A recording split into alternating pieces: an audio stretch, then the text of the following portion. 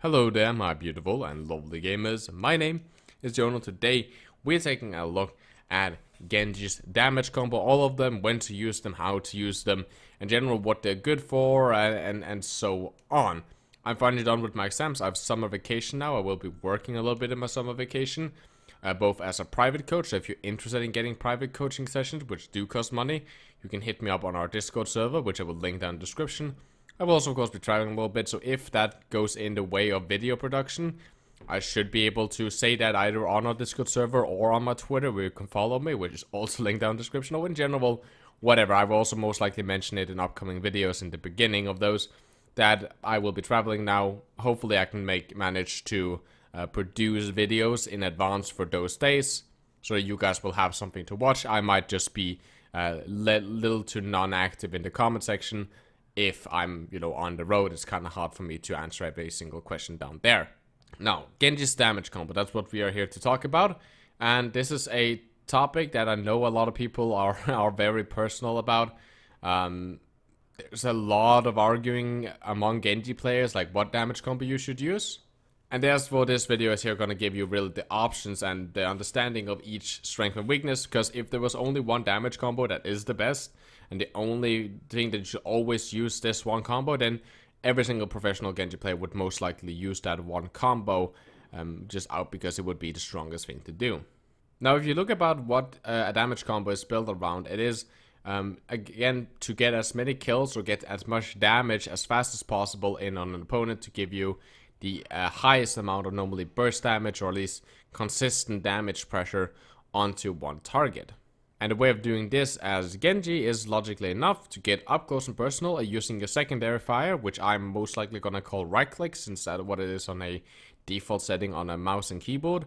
So if you play on console, I'm meaning your secondary fire, your fan of blades. The problem with this, again, it's built around getting close. So normally we burn our dash, and if you don't get the kill fast enough, then you can get kind of screwed. Again, you're sitting there without the dash in the backline of the enemy team. You're very easy to get killed. You're kind of sitting duck. That is where people start getting very personal about what damage combo is the better, because there's essentially two ways of doing it. You can either burn some of your ammo to use damage when you initialize the engage, in some way of poke or whatever. That way, when you finally close the gap, you have burned some of your ammo away. That's fine. The problem is, of course, if you fuck up some of your shots, you can be caught mid-reload, which is not very good, to have to start reloading in the middle of a fight where you really have to get this kill as fast as you can. The other one is more consistent, where you get like these insane damage combos, where it's all about being really effective and getting up close and personal and having a lot of ammo.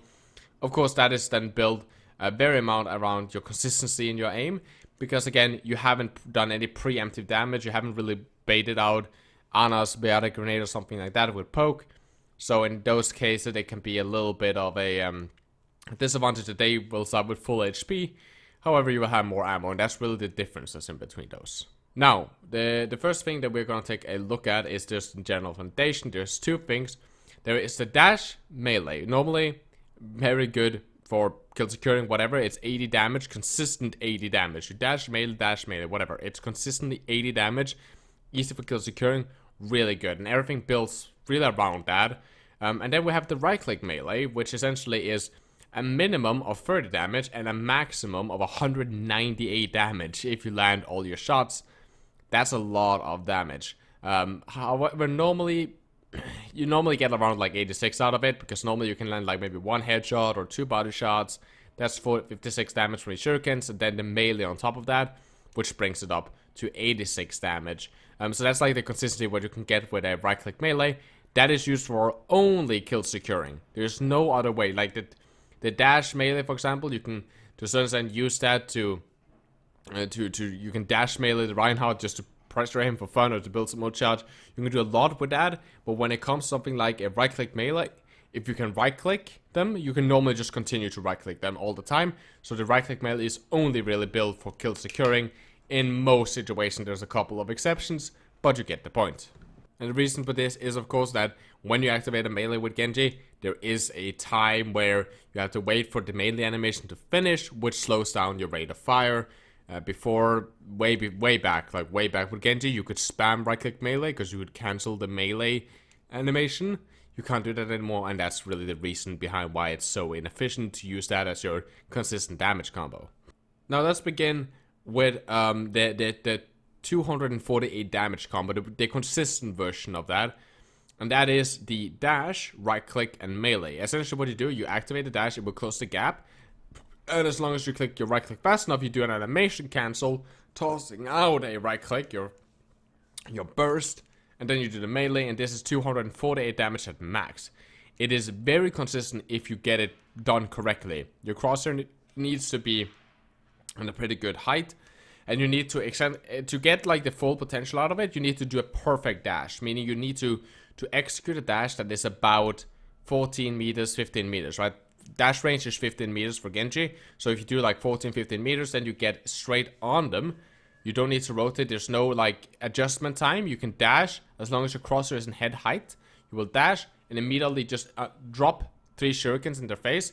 That is enough to kill any 200 HP hero, and then you drop the melee in there for some extra damage, popping it up to 248. The melee is, of course, in this situation, very much of a choice if you want to do that. I know some people don't like to. I will drop the melee in the end just to do that extra damage. Very consistent. You can do this past shield, so if you see that the Zenyatta is, you know, at a good 15 meter range, but he's behind the Rhine shield, you can't really poke him. You can actually then dash the Zenyatta with this combo. Dash, unleash 3 shurikens on his head. Melee, he will die immediately. And then you can just dash back out and get to safety, and that's a free kill for your team, or you can continue the dash storm as you want. The other one, which is what most Genjis, I would say most Genjis use this because it's easier to use. It's also very consistent. That is the right click first, then you dash, then the melee. So you toss the right click shuriken, and then you kind of dash after. So in front of you there will be a little bit of a shuriken.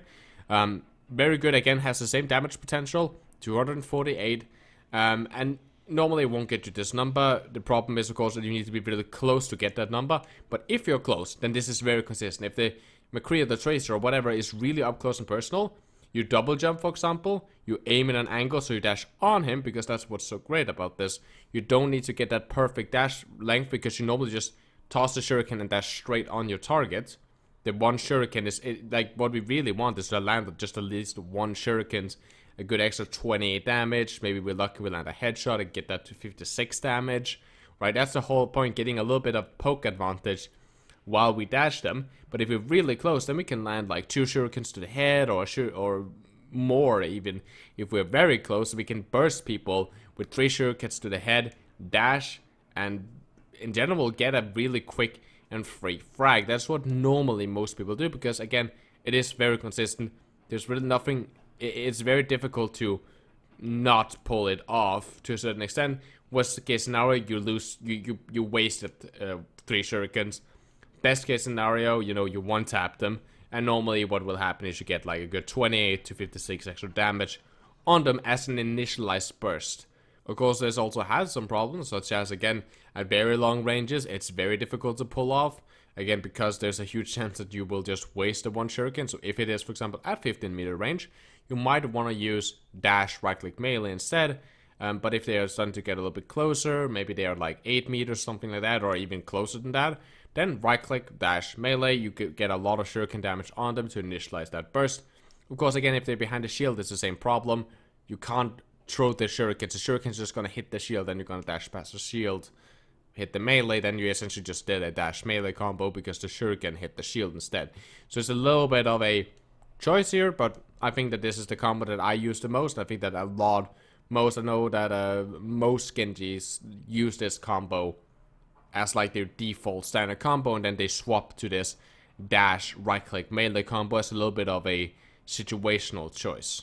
Now, yes, some people will ask if you can do a left click and then the dash, and yes, you can. You can throw a left click, like throw a line, so it's way more precise shots, then dash after. That's fully viable. Remember just that you kind of need to let those 3 shuriken go first and then fire the dash, so it's a little bit slower, but it's totally viable as just like throwing out some extra poke out there. You can totally do that, no problemo. In the end, this is one of the more combos I don't see that many people think about. That is using your deflect first as like your default standard. So let's say that you start a little bit up close or whatever. You flight maybe a hit scan, you need to close the gap. What you can do is you can pop your deflect, in general just to block whatever you want. It can be a flashbang, a heal leak, so generally just damage, and you will send that back. Getting that preemptive damage, you're not losing any ammo, you're not really using anything for it, you're just kind of getting that on.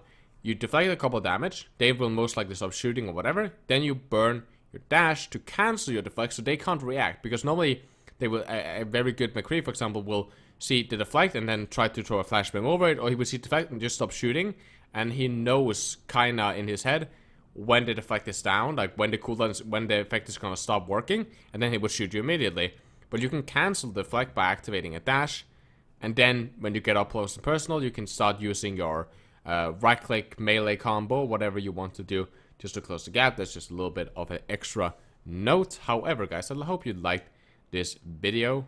If you did, then don't forget to press like and dislike if you didn't. Drop down suggestions or your opinions of what you like to do on Genji. I would very much like to hear it.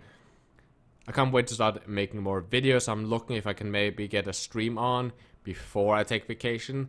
More info will come about most likely in the next video, and on Discord and Twitter and all that good stuff. Anyway, guys, I hope you guys have a lovely gaming experience.